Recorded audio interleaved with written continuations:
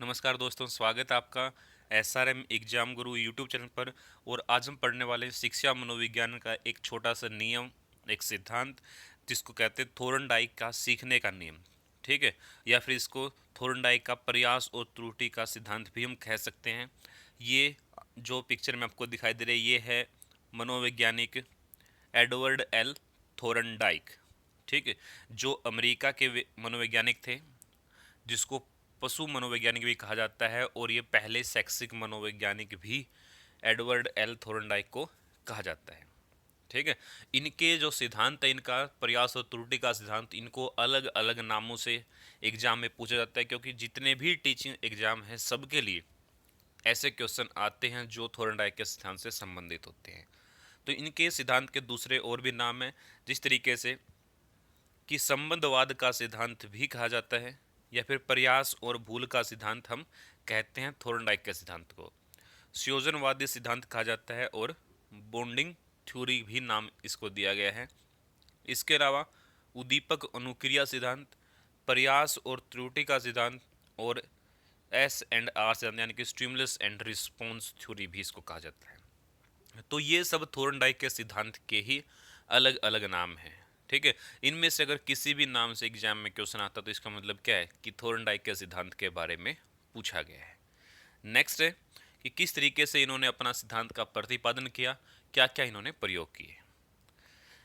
Next, थोरनडाइक ने मुर्गियों, चूहों और बिल्लियों पर अनेक प्रयोग किए। ठीक है, और इन प्रयोगों के आधार पर सीखने संबंधी अपने नियमों और सिद्धांतों का इन्होंने प्रतिपादन किया।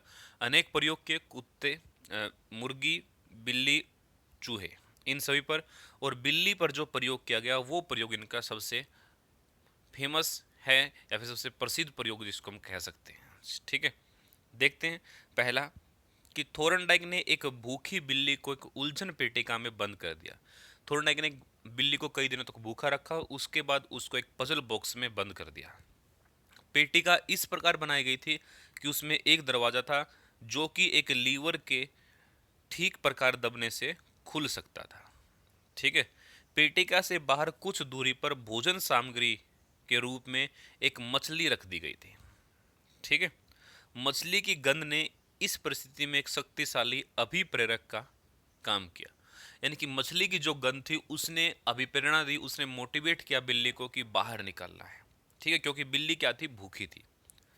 उसके बाद है, बिल्ली पेटिका से बाहर आने के लिए हर संभव प्रयत्न करने में जुट गई। पजल बॉक्स के अंदर थी, तो उसने हर संभव अपने प्रयत्न किए कि कैसे न कैसे इससे बाहर निकला जाए।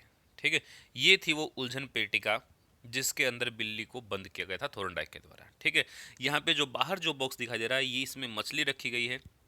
ये वो लीवर है जिसके ऊपर अगर बिल्ली दबाव डालेगी तो यहाँ से क्या है, ये जो स्ट्रिंग है, ये इससे क्या होगा, ये वाला डोर स्टेप खुल जाएगा। ठीक है, ये जो ट्रैप डोर है ये यहाँ से खुल जाएगा और बिल्ली बाहर आकर के अपना खाना खा सकती है। ठीक है, नेक्स्ट नेक्स्ट है कि इस सिद्धांत को स्वयं थोरनडाइक ने एनालाइज किया था, और उन्होंने क्या कहा कि यह प्रत्येक छिद्र में से रास्ता खोजने का प्रयत्न करती है। ठीक है, सलाखों या तारों में पंजा मारती है और मुंह से काटती है। प्रत्येक छिद्र में यह अपना पंजा अड़ाती है, जहां जहां पहुंचती है वहीं पे नोचती और काटती है। यानी कि जिस तरीके से कोई भी जीव किसी भी पिंजरे के अंदर बंद होता है तो वो अपने हर प्रयास करता है उस पिंजरे से बाहर निकलने के लिए।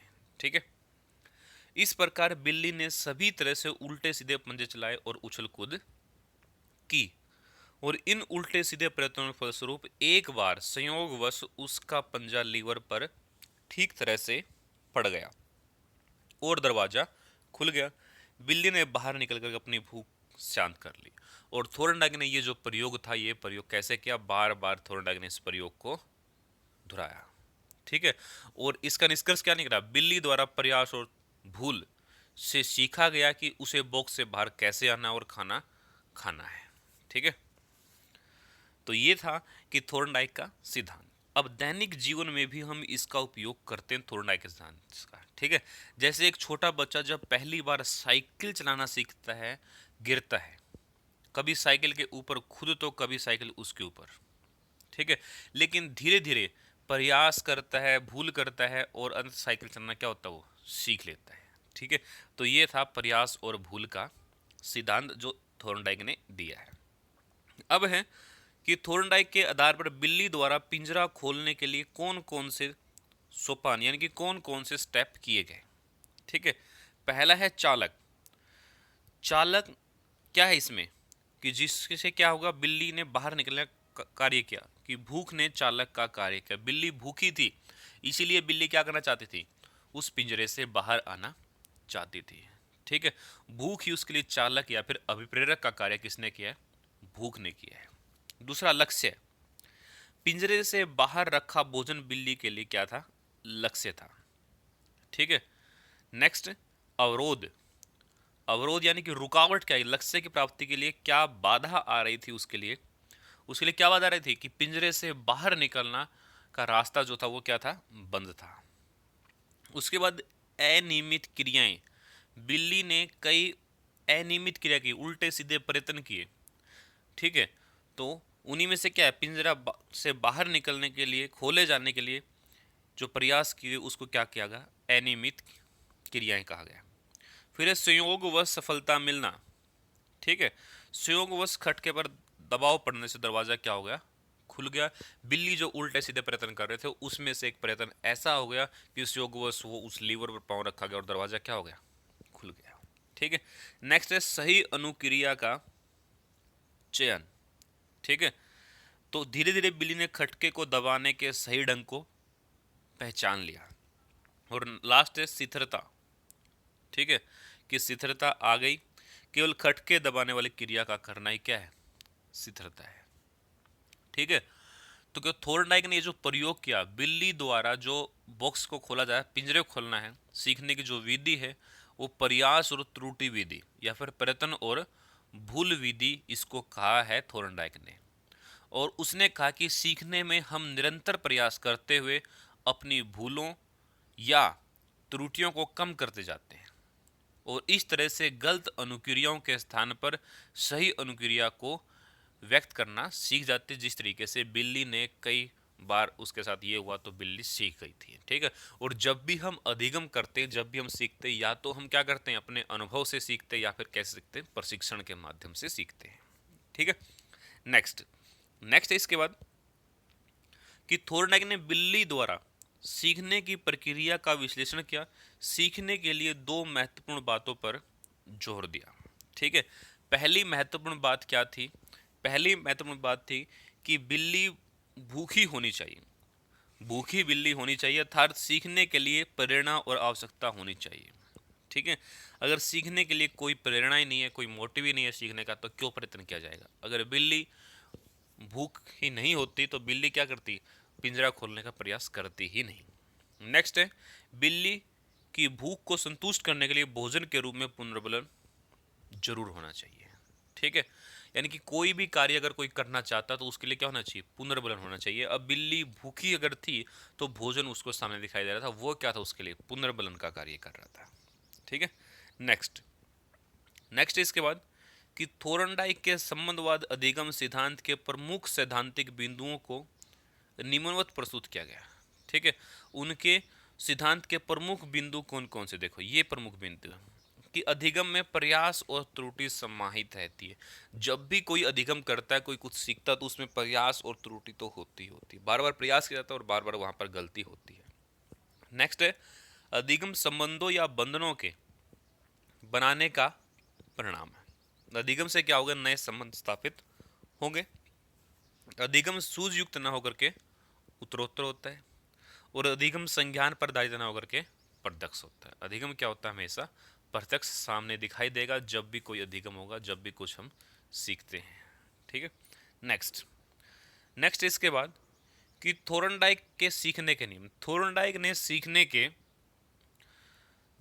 जो है 3 मुख्य नियम और 5 गौण नियम दिए। ठीक है, तो कई बार एग्जाम में क्वेश्चन आता है कि थोर्नडाइक के सीखने के मुख्य नियम कितने हैं, तो कितने नियम है, 3, और गौण नियम कितने हैं, 5। पहला है अभ्यास का नियम, इस नियमानुसार बार बार अभ्यास करने से सरलता से सीखा जा सकता है। ठीक है, दूसरा है प्रभाव का नियम। प्रभाव के नियम में क्या होगा कि इस नियमानुसार जब कोई कार्य करते हैं तो उसका परिणाम हमें संतोष प्रदान करते हैं, और अतः जिस कार्य में हमें संतुष्टि प्राप्त होती है उस कार्य को शीघ्रता से सीख लेते हैं। ठीक है, तो ये है प्रभाव का नियम। ठीक है, नेक्स्ट है तत्परता का नियम। ठीक है, लॉ ऑफ रेडीनेस, और इस नियम अनुसार जिस बालक में सीखने हेतु तत्परता होती है, जो सीखने के लिए तत्पर है, वो क्या करते हैं, वो जल्दी सीख लेते हैं। ठीक है, जो सीखने के लिए तैयार है वो हमेशा जल्दी सीख लेते हैं। तो ये थे 3 प्रमुख नियम। अब है 5 गौण नियम।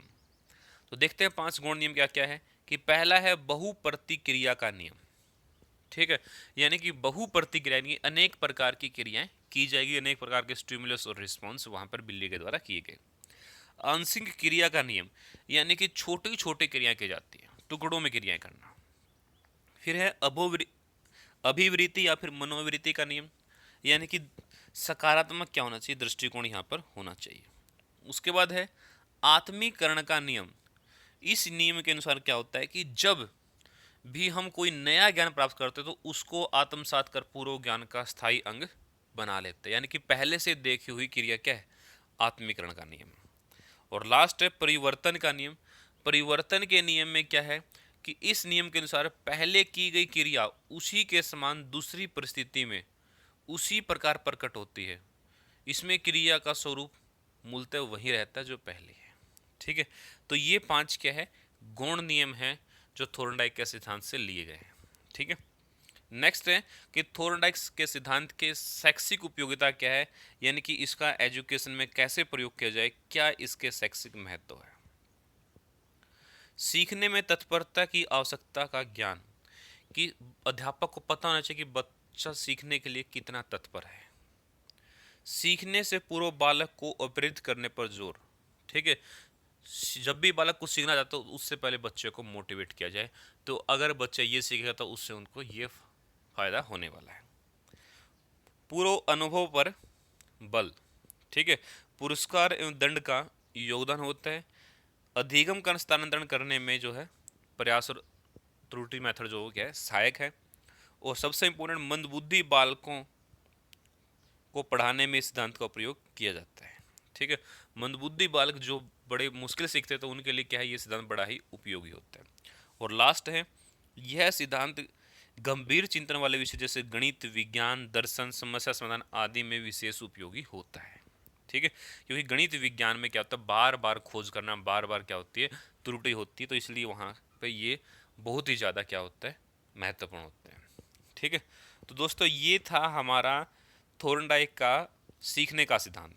ठीक है, अगर वीडियो आपको अच्छी लगी, क्योंकि ये जो टॉपिक है आपको, ये टीचिंग जो भी एग्जाम आपका DSSS है, CTET, KVS, UP TET, super TET, ठीक है, एस्टेट, सभी के लिए क्या है, बड़ा ही इंपॉर्टेंट होने वाला है।